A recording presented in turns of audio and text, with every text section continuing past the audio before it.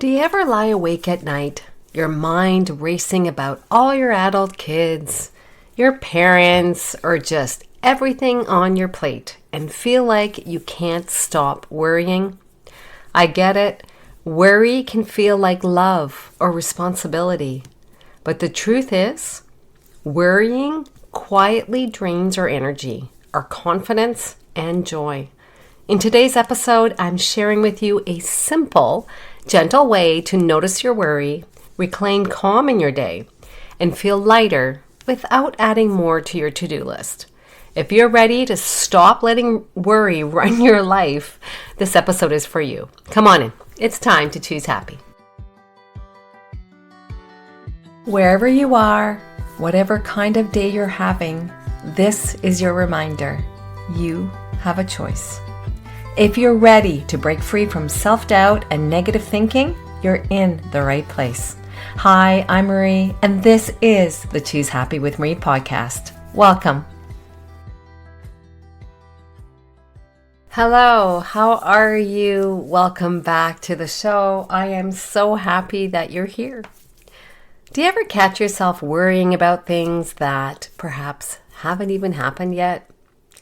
Maybe you're lying awake at night, replaying conversations in your head. I really know how that feels.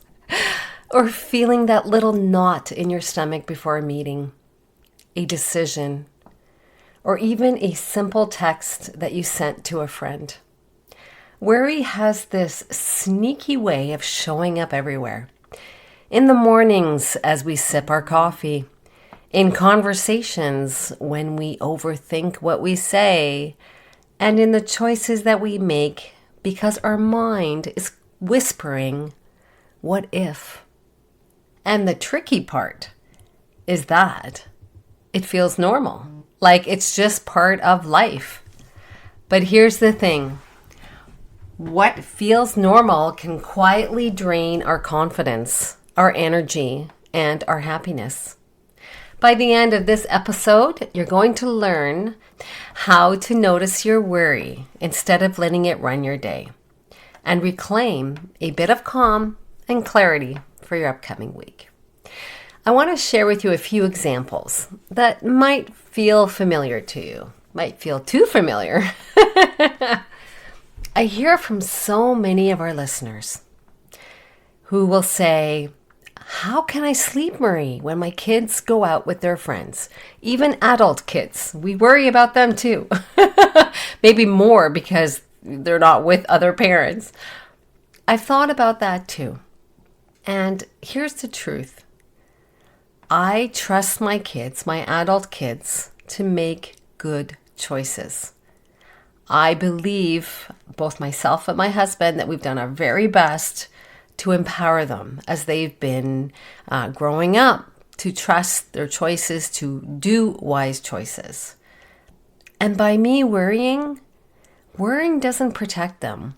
What it does do is wear me out, and I can't sleep then. So that's not good. That doesn't help them. Here's another example. Worrying about our aging parents. Maybe your parents live a distance away or are dealing with health issues. Your mind starts imagining the worst case scenarios. You start thinking, what if they fall? What if something goes wrong while I'm not there? Another example, worrying about everyday interactions. Sometimes worry creeps into our emails, our texts, or conversations. You may be thinking, did I say the right thing? Will they misunderstand me? Any of that sound familiar to you?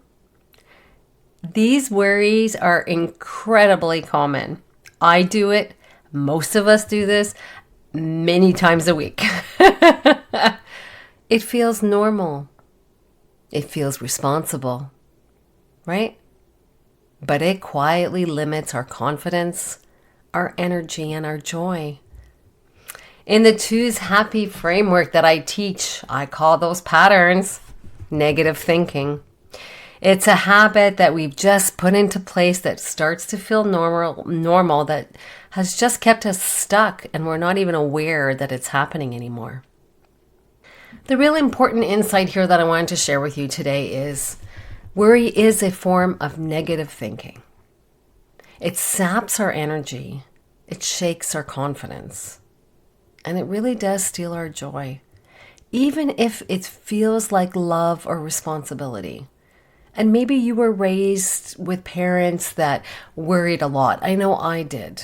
And that was seen as love, right? We worry, we love them.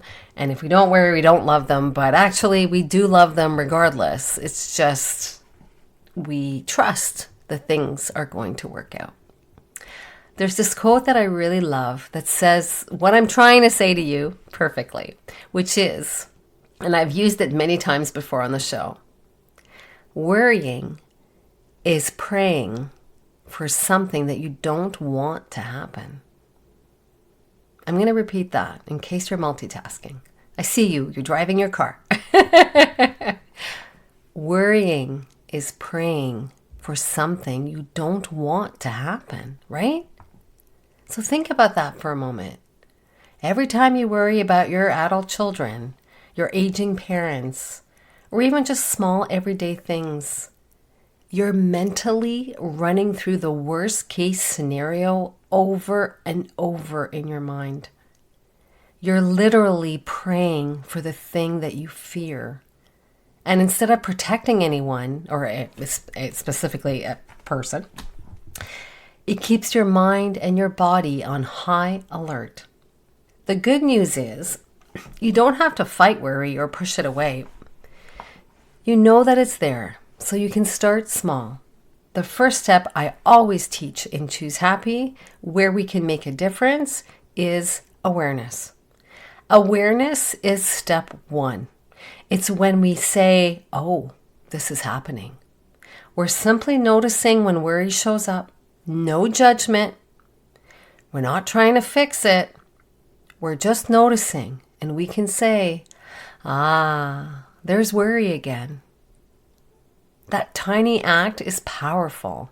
It gives you a choice and starts to reclaim your energy.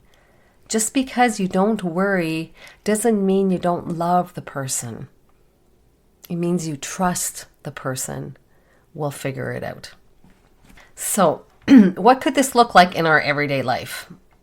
So let's walk through just a few realistic moments I thought I would share with you about times when worry tends to show up and how we can notice it without it, letting it run our life. An example, let's say morning coffee, waking up. Many of us wake up with a mental to-do list, right? And sometimes that list is filled with what ifs before the day even starts. You're sipping your morning beverage and suddenly your mind is already racing. Thoughts like, what if something goes wrong at work today? What if my aging parents need me today? What if my adult kids make a choice that I don't agree with? Where does the small shift happen? It happens when you start noticing it. When you say to yourself, that's worry. I see you. You're not solving anything, you're just observing, and it does take time. It's a habit, so it does take time to pivot it. But you might just picture it as a cloud passing by. Where you acknowledge it, you realize why it's happening. It's because you care about the person. And then you just let it float away. This tiny pause, it gives your brain a little breathing space before you need to dive into all the responsibilities of your day. Another example, as we worry about our adult children, so I hear from some of our listeners who really worry about their adult kids who have moved away. And in cases like that, remind yourself that you raised them. You raised them to be good people. I'm assuming this. You're here listening to the show, so I think you're like a really good person. Remind yourself that you trust them to make good choices. Worrying doesn't help them. It exhausts you.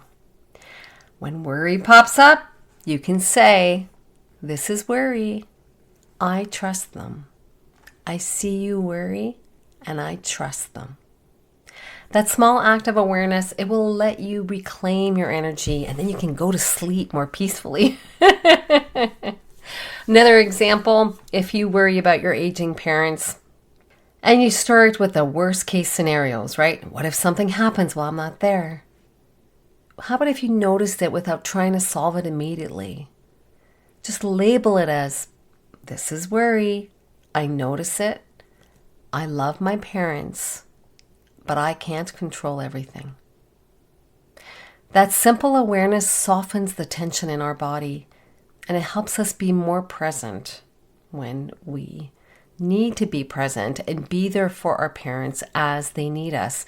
But we don't need to create what if scenarios over and over again, because there are many of them that could happen. Another example, I have two more examples for you.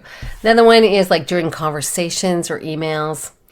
Sometimes worry shows up in the middle of a conversation or a text where you're asking yourself, did I say the right thing? Will they misunderstand me? Because that can happen, especially in texts. You catch it in the moment, you pause, take a slow breath, and label it. This is worry. I see you. You don't have to fix anything. Just noticing interrupts the loop. It gives you space to respond calmly and just prevents worry from hijacking your interaction that you had with that person. And the last example, let's say you're cooking, driving, running errands. We can be multitasking, and worry can sneak in quietly without us even noticed it. Society, back to that word, society, has programmed us to worry. Yeah, the media, our upbringing, it's a habit. It's a form of negative thinking, a toxic one if you do it a lot. Awareness can be done anytime, anywhere. When you notice a thought like, what if? Name it silently. There's worry. It's okay. That's just worry. Take a conscious breath and notice how your body starts to relax actually, because you're acknowledging it. You're not going into the spiral loop of worry. By practicing these small, realistic strategies throughout your day, you're creating tiny pockets of calm, actually. Your days can start to feel lighter, conversations feel easier, and your week more in control. And the best part is, you don't need hours of meditation or journaling, although those are great things, as you know. Awareness is something you can practice while moving through life. One small, gentle pause at a time. So today's action is simple. Notice your worry. Pick one moment in your day where it shows up. Pause, name it, and just take a slow breath. That's it. No fixing, no problem solving, just awareness. Even just a small moment of noticing will give you back a little energy, focus, and confidence to approach your day differently. Don't let worry take over your day. So today, maybe take a minute, take a few deep breaths. Notice where worry shows up. Where does it live in your body? Even ask yourself what triggers it. Those are all moments of awareness that empower us to choose differently. And if you want a little extra boost of support each week, please join my email list. Every week, you'll get a dose of positivity, healthy positivity, straight to your inbox. Practical tips, gentle reminders, and encouragement to help you continue breaking free from worry, moving forward with confidence, and living your happy life today. And writing to you every week is one of my favorite moments in the week, especially when you write back. I really, really enjoy the interactions we have together over email. I look forward to seeing you in my inbox. Wishing you a wonderful week, choosing happy. Cheers!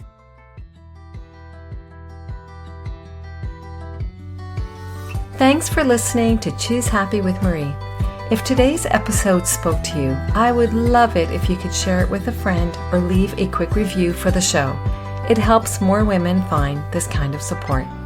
Remember, you don't have to overhaul your life to start feeling better. You just have to choose happy right where you are, one Choose Happy choice at a time. I'll see you next time. Take care.